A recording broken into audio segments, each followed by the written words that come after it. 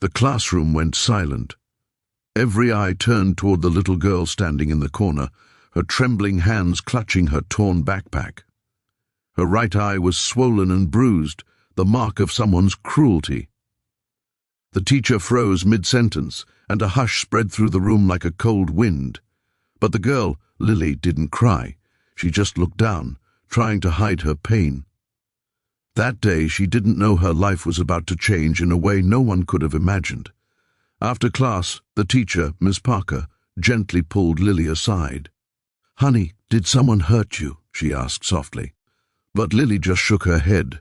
She'd been warned not to tell. Her stepfather had made that clear. When Miss Parker pressed further, Lily whispered something that broke her heart. "Can you find me a dad who won't hurt my mom?" That night, Lily went home to a small, broken apartment where shouting and glass breaking were normal sounds.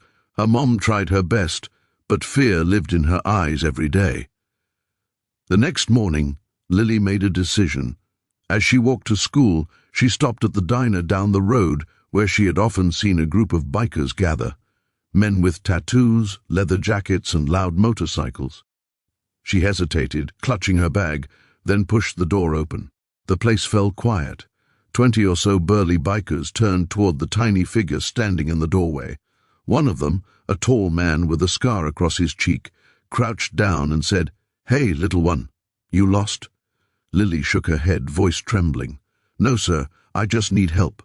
My name's Lily. My stepdad hurts my mom, and me. I thought maybe you could be my dad." The room froze. For a moment no one spoke. Then the man's expression softened. His name was Ray, the leader of the local Hells Angels chapter.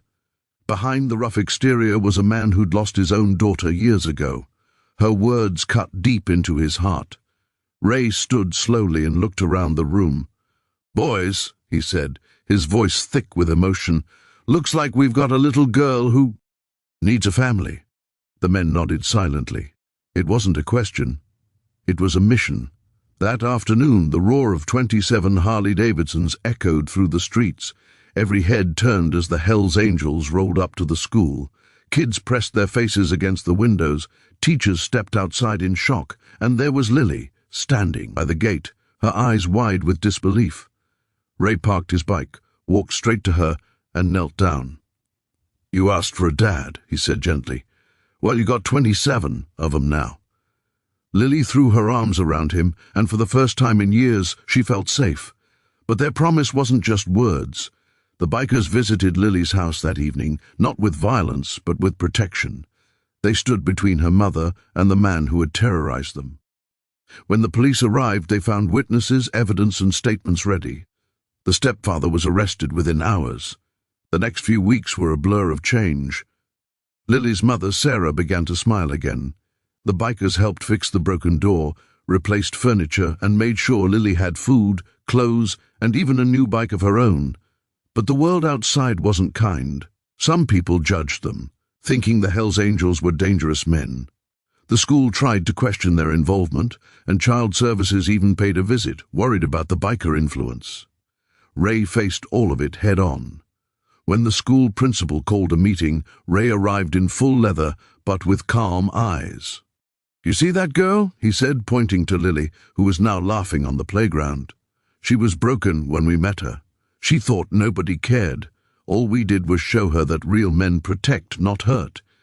You can judge us by the jackets we wear, or you can see the heart behind them." The room went silent. Even the principal couldn't find the words to argue. Still, it wasn't easy. The bikers were constantly questioned by neighbors and police. Some of them had rough pasts, records, tattoos, and mistakes, but they refused to back down. They began organizing charity rides for abused children, raising awareness, and helping local families in need. Their bond with Lily grew stronger each day. Every weekend she'd sit on the back of Ray's bike, her laughter echoing down the road. For her, the roar of engines had become the sound of safety. Months passed. Lily began to heal, not just from her bruises but from her fear. She started to dream again. She joined the school play, got good grades, and proudly showed her teachers the bracelet the bikers had made for her. It said, "Family forever." One day, Miss Parker asked Lily how she felt now. The girl smiled shyly and said, "I have 27 dads now. Nobody can ever hurt me again." The Hells Angels had changed too. For years they had carried reputations of chaos and rebellion, but in helping Lily they found something far greater: purpose. Ray once told a reporter who covered their story, "We used to fight for pride, for territory. Now we fight for people who can't fight for themselves."